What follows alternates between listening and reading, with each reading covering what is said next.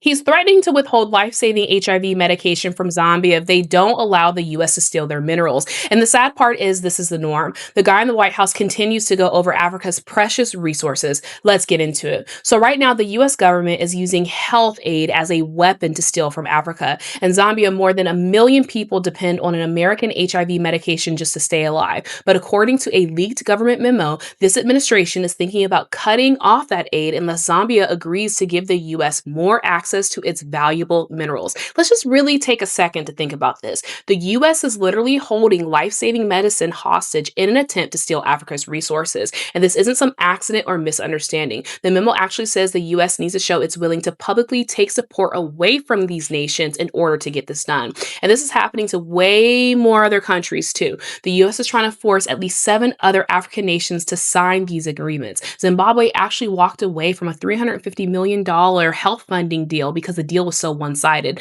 The US wanted access to their private health data and even samples of certain viruses to develop blockbuster drugs. And if US drug companies use those viral samples to create new vaccines or treatments, Zimbabwe wouldn't get any special access to them. They'd have to pay full price like everybody else. So basically, the US gets their raw materials for scientific discovery, and African countries get nothing in return. For years, the US has tried to steal as much as they can from African nations. They've pillaged and plundered and overthrown democratically elected leaders. Also, the pillaging and plundering can continue. So now that they are threatening to withhold life-saving medication to help further their pillaging and plundering, understand that this is just business as usual.